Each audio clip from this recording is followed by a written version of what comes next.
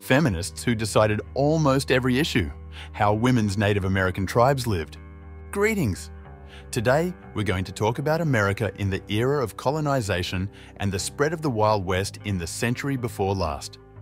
And at the same time, we will remember how Indian women lived, female indigenous tribes who were so often displaced by colonizers.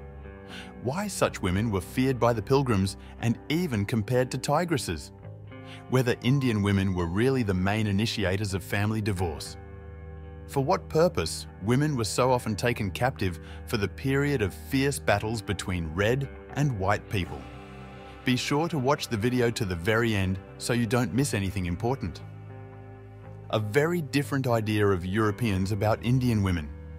As you well remember from history lessons, America was discovered by European navigators led by Christopher Columbus. This event occurred in 1492. From that moment, the full development of the American continent began. There are colonizations, the study of America by pilgrims, and the 19th century is considered the era of cowboys. But in addition to the fierce struggle and frequent clashes between colonizers and natives, something else interesting happens. Europeans familiarize themselves with the life and culture of the local population. They are particularly struck by the female indigenous tribes, Indian women. There are several reasons for this.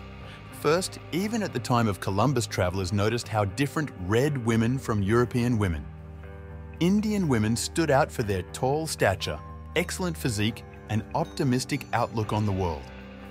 In addition, the women of Native American tribes had good health, and the process of childbearing was without complications.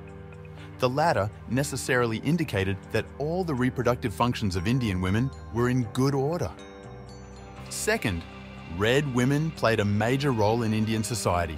They performed many ceremonies, practiced religion, and also fought. Yes, you heard me. You probably thought that during the invasion of colonizers, all the male Indians went off to fight and left their wives in the huts. That's not true. Indian women were just as brave and courageous warriors as the male red population. For example, they possessed the skills of excellent archery and then with captured revolvers. This is why many pilgrims feared Native American women and even compared Indian women to tigresses. On top of that, red women often ambushed the enemy and in open battles fought to the end. No one wanted to surrender and give up their territory to outsiders. Thirdly, the distribution of responsibilities according to gender was not particularly welcomed in the Indian society. Red women along with men performed such tasks as plowing land, building huts, hunting wild animals. No one complained about the hard labor. This fact, of course, amazed the Europeans, who never ceased to marvel at the Indian women. Family life.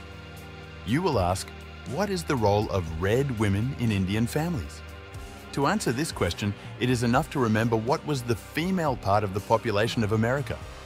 And in those days, Indian women were valued more than Indian men. Red women identified holiness and spirituality at the highest level. They were definitely also considered the keepers of the home. An interesting fact, the house with all its contents according to the rules of Indian society belonged exclusively to women. It is known that Indian women chose their own groom. Actually, they had a voice in electing the chief of the tribe. And here begins the most interesting thing. It turns out that not all of the male chosen ones wished to stay with their future wives. To avoid such a fate, they simply ran away from home. But few people managed to hide and escape from such responsibility. Because in these cases, whole search expeditions of Indian women were created. They knew the terrain very well and therefore could easily find the fugitive. After that, the Indian man had to go back home. It is important to note that polygamy was common in Indian society. In other words, a man had a full right to polygamy, but only after he got married, and the bride could easily become a sister or another relative of the wife. In this case, everyone was happy. After the appearance of children in the family, Indians began to teach the future generation elementary things. Of course, not from the earliest age, but from 7, 8 years old. For example, boys began to carry firewood and water to the house, and girls mastered needlework, weaving, beading. We draw your attention to how the Native American divorce process took place. Once again, the advantage is on the women's side. And that's because it was Indian women who initiated the decision. To put it simply, they ended the marriage, but only if they were really unhappy. So if a man came home and on the doorstep of his things were already waiting for him, then it's time to pack up and leave. And no other way. The concept of personal hygiene and female beauty. Most likely, you have repeatedly paid attention to the way Indian women looked in that era. Beautiful, clean, well-groomed. And it's really true. Even the colonizers and cowboys underestimated such elegance of female beauty and personal hygiene. But why was this so? Europeans should have been proud of such appearance of red women. It turns out that it's not that simple. Regarding personal hygiene, one can fully assert the established contradictions of Indians and white people. After all, Europeans, especially pilgrims, did not particularly follow the cleanliness of their bodies. They did not see any connection between water and purification. But Indian women realized this connection perfectly well, and therefore they were always clean. As for personal hygiene, we can give some more examples. It turned out that Europeans underestimated the whiteness of the teeth of the indigenous population of the American continent. Though the Indians did not make toothpastes according to the technology that they have now, but they followed the oral cavity, which is more than can be said for white people who had yellow teeth. Or about shampoos. Today we can say with certainty that Indian women used head products. Shampoos were also homemade, but about women's beauty, we can say the following. In addition to taking care of their bodies and beauty in general, Indian women wore elegant clothes of those times.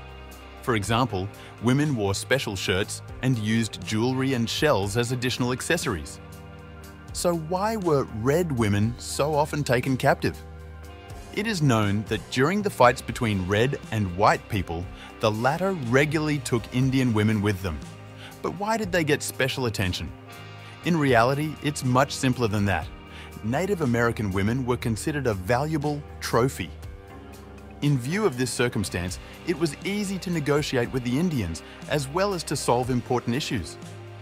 Red men were well aware of what they were doing in this case.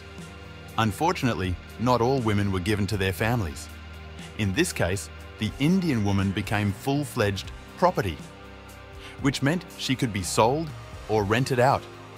That's what many colonizers and cowboys did, how Indian women live today. With the greatest probability, you are interested in how the fate of red women after the end of the era of colonization and cowboys. By now, there are about 1,000 tribes left. Indian women still live in villages and hamlets, worship shamans, and observe the traditions of their people. Nevertheless, many girls leave home to be educated in urban areas. Finally, they marry representatives of other races and nationalities, give birth to children, and live a full life. In order not to forget their relatives and friends, they often visit them,